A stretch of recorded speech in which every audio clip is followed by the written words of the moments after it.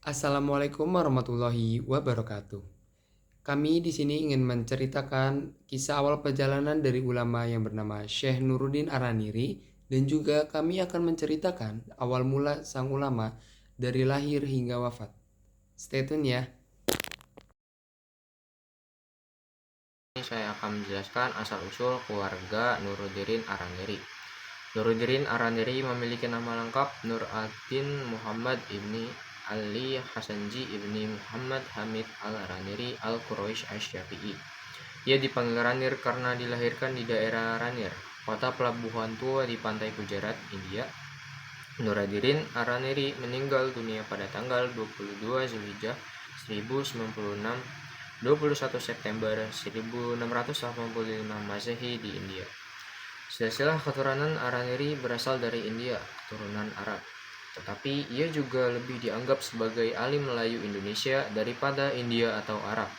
Karena ibunya adalah seorang Melayu, tetapi ayahnya berasal dari keluarga imigran Hadrami yang mempunyai tradisi panjang perpindahan ke Asia Selatan dan Asia Tenggara. Nenek moyangnya kemungkinan termasuk dalam keluarga Al-Hamid dari Zuhra, salah satu dari 10 keluarga Quraisy.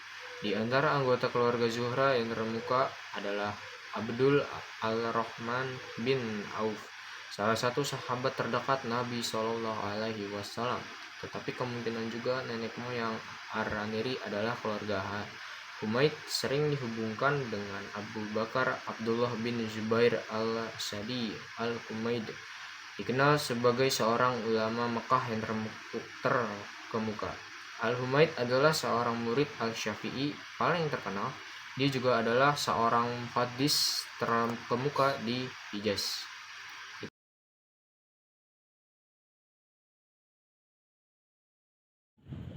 Nah, selanjutnya saya akan menjelaskan pendidikan dari ulama besar kita, yaitu pendidikan Nuruddin Ar-Raniri.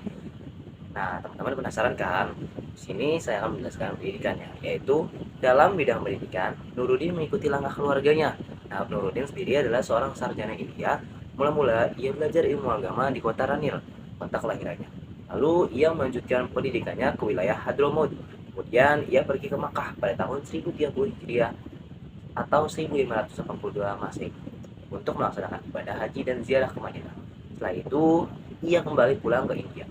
Araniri mengikuti jejak langkah pamannya dan banyak ulama Hadromi lainnya. Lebih jauh lagi, orang Hadromi biasanya mengirimkan anak-anak dan pemuda mereka ke tanah leluhur mereka dan Haramain untuk mempelajari ilmu-ilmu keagamaan. Setelah menyelesaikan pelajaran, kebanyakan mereka kembali ke tempat kelahirannya atau mengadakan perjalanan ke tempat-tempat lain di dunia Islam.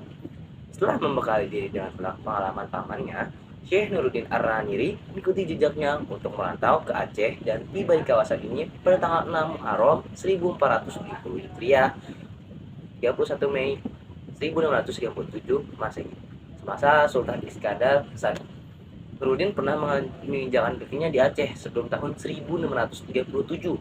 Hanya saja karena tidak ada penerimaan dan sambutan yang layak dari pihak istana Sultan Iskandar Muda, maka ia melanjutkan perjalanannya ke Semenanjung Melayu dan ada kemungkinan ia memilih Pahang sebagai tempat menetapnya. Yang menetap di Aceh selama 1637 hingga 1640 tahun, 1644 tahun dan menjadi tokoh yang sangat berpengaruh secara politik sebagai penasihat raja. Keluarganya nampaknya sudah pernah berhubungan dengan orang-orang Aceh. Pamannya, Muhammad Jilani Aran ini sebelumnya juga menjadi guru di Aceh. Nuruddin Aran ini juga seorang syekh dalam Rifaiyah yang didirikan oleh Ahmad Rifai yang meninggal pada tahun 578 Hijriah atau 1183 Masehi. Ia diterima masuk dalam tarekat ini melalui seorang guru tarekat keturunan Arab Hadramaut kelahiran India, yaitu Syekh Said Abu Hafs Umar bin Abdullah Basyaiban Al-Tarimi Al-Hadrami dari Tarif, yang juga dikenal di wilayah Gujarat sebagai Said Umar Al-Aid Darus. Basyaiban itulah yang menginisiasikan Nuruddin ke dalam tarekat Rifaiyah. Selanjutnya teman saya akan menceritakan cerita-cerita menarik lainnya. Saya Muhammad Jipan Akmal akan pamit undur diri. Dia menunjuk Araniri sebagai Khalifah Tarekat Rifaiyah karena ia bertanggung jawab untuk menyebarkannya ke wilayah Melayu sampai Indonesia. Nuruddin tidak hanya menyebarkan Rifaiyah saja, melainkan juga mempunyai silsilah inisiasi dari tarekat Aidarusia dan tarekat Qadarusia. Mbah Sahibun adalah guru Nuruddin Arinari yang paling terkenal di India. Setelah beberapa tahun mengajar agama dan diangkat sebagai syekh tarekat Rifaiyah di India, ia mulai merantau ke Nusantara dengan memilih Aceh sebagai tempat menetap. Datangan Nuruddin ke Aceh untuk menentang paham yang dibawa oleh Hamzah Fansuri dan Syamsuddin As-Sumatrani. Nuruddin menetap di Aceh hanya selama 7 tahun dari masa Kesultanan Iskandar Sani sampai Kesultanan Safiyat al-Din. Setelah itu Nuruddin kembali ke kota kelahirannya. Kembalinya Arinari ke kota kelahirannya itu dikarenakan beberapa faktor.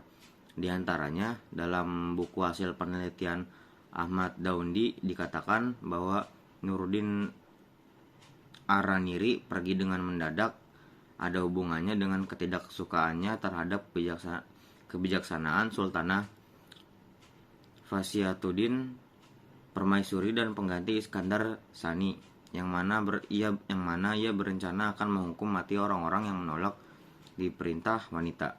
Berdasarkan tradisi setempat dan hukum Islam, tidaklah layak bagi wanita untuk menjadi penguasa.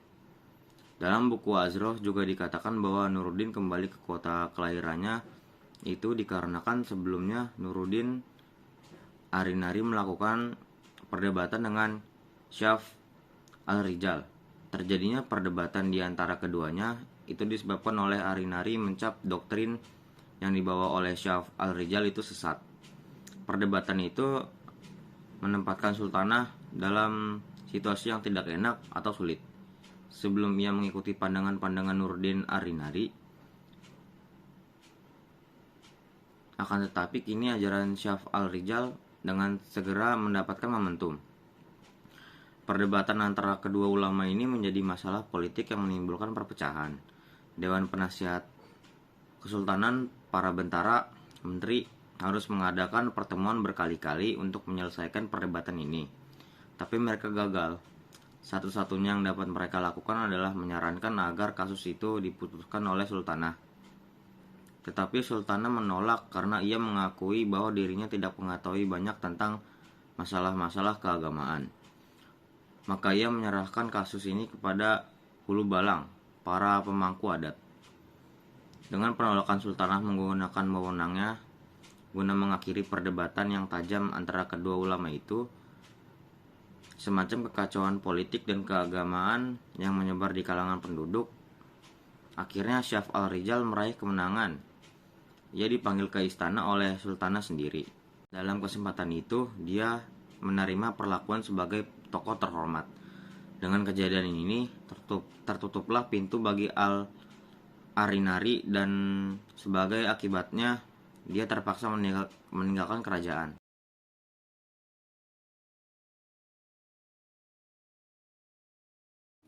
Hubungan sosial Nuruddin Araniri.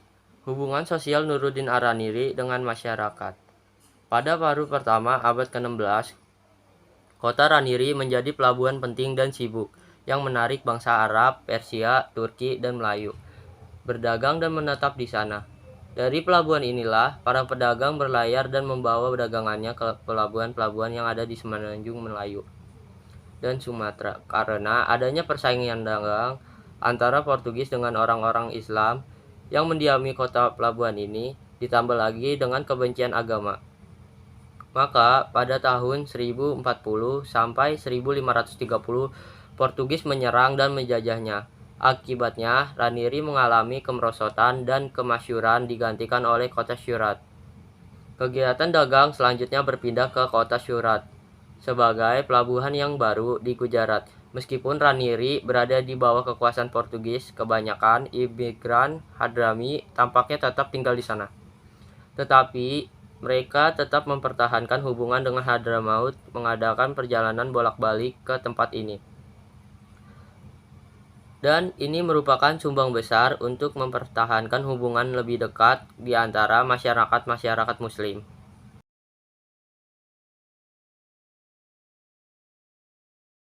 B. Hubungan Araniri dengan Kesultanan Nuruddin Araniri pun pernah menginjakkan kakinya di Aceh sebelum tahun 1637 pada masa Sultan Iskandar Muda, tetapi ia tidak bisa berkarya karena Sultan Iskandar Muda sangat fanatik dengan ajaran Wujudiyah yang dianutnya. Hanya karena tidak ada penerimaan dan sambutan yang layak dari pihak istana Sultan Iskandar Muda, maka ia melanjutkan perjalanannya ke Semenanjung Melayu dan ada kemungkinan ia memilih Pahang sebagai tempat menetap.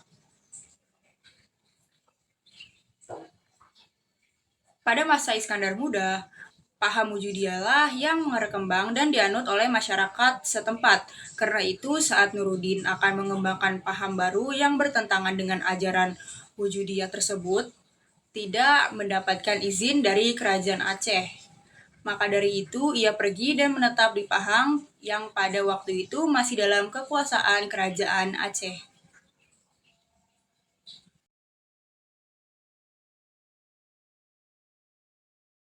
Baik, selanjutnya, adapun alasan ia tinggal di Pahang dilihat dari berbagai hal, seperti berikut. Yang pertama, kemahirannya dalam bahasa Melayu, sebagaimana yang dapat kita lihat dalam berbagai macam kitab karangannya. Yang kedua, jumlah karangannya yang terdiri dari 29 judul, ini tidak mungkin ia tulis semuanya dalam waktu 7 tahun selama ia di Aceh, karena di samping menulis, ia juga melaksanakan tugas-tugasnya sebagai mufti dan penasihat sultan, dan juga sebagai ulama yang selalu berdiskusi dengan penganut ajaran Wujudiyah. Yang ketiga, sebagian kitab-kitabnya ditulis atas permintaan sahabat-sahabatnya, sedangkan kitab-kitabnya yang di Aceh pada umumnya ditulis atas permintaan sultan atau disebut langsung kaitan paham Wujudiyah dengan ajaran Hamzah Fansuri dan Syamsuddin As-Sumatarani. Suasana politik dan agama di Aceh sudah berubah. Syekh Syamsuddin telah meninggal di tahun 1630 dan 6 tahun sesudah itu disusul oleh kepergian Sultan Iskandar Muda tahun 1636. Kemudian kerajaan Aceh dipimpin oleh Sultan Iskandar Stani berasal dari Pahang yang tidak lain merupakan menantu dari Sultan Iskandar Muda dan memberikan kedudukan yang baik pada Nuruddin di istana. Pada masa inilah Nuruddin Ar-Raini bisa berpikir di Aceh karena selain percaya oleh Sultan, ia juga mendapatkan kedudukan yang istimewa, yaitu sebagai miftah pengganti dari Syamsuddin As-Samstarani. Kenaikannya secara mendadak, keajaiban Syekh al-Islam dan di Kesultanan Aceh pada tahun 1047 sampai 1637 mengisyaratkan bahwa dia telah dikenal sebelum di lingkungan elit politik Melayu, terutama di Kesultanan Pahang.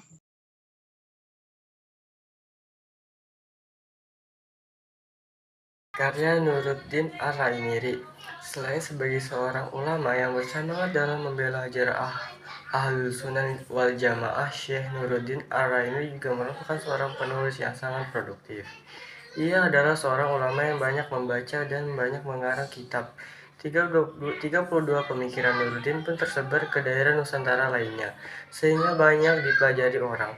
Beliau memang seorang pengarang yang produktif. 33 kitab karangannya meliputi berbagai cabang ilmu pengetahuan, seperti ilmu fikih, hadis, akidah, sejarah, tasawuf, dan firak, sekte-sekte agama, dan sebagian besar karangannya itu ditulis untuk menyangka ajaran Wujudiyah, Hamzah Fansuri, dan Syamsuddin Sumatrani. 34 Muhammad Solihin menyebutkan karya Nuruddin meliputi berbagai disiplin ilmu seperti akidah, fikih, hadis, tafsir, filsafat, perbandingan agama, tasawuf, dan sebagainya. 35 jumlah karangan sekitar 23 kitab diantaranya. 1. Al-Syirah Al-Mustaqim, Jalan yang Lurus. Kitab ini berisi ajaran tentang ibadah, sembahyang, puasa, zakat, haji, dan juga tentang hukum kurban, berburu, hukum halal dan haram, dan dalam hal makan.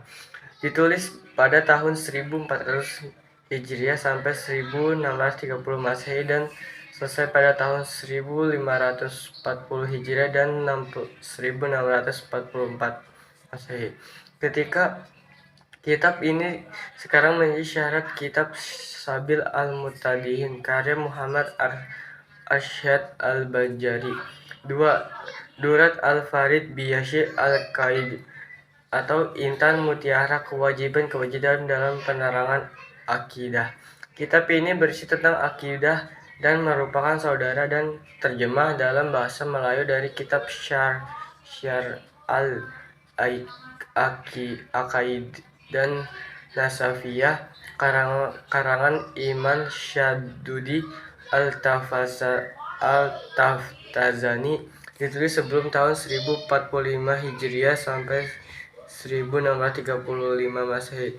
3. Hidayat Al-Habib fil Al-Targhib wal Tarhib, petunjuk yang mencintai dalam kehendak dan kekuasaan. Kitab ini bersih tentang hadis berjumlah 831 hadis dalam bahasa Arab dan Melayu, ditulis pada tahun 1045 Hijriah sampai 1634 Masehi. 2. Kitab ini nomor 2 dan 3 ditulis sepanjang tanah Melayu di bawah ke Aceh pada zaman Sultan Iskandar Tasani. Terima kasih telah mendengarkan cerita dari ulama Syekh Nuruddin Araniri. Semoga kalian menyimaknya dengan seksama dan juga dapat mengambil contoh sifat keteladanan dari sang ulama. Sekian dari saya. Wassalamualaikum warahmatullahi wabarakatuh.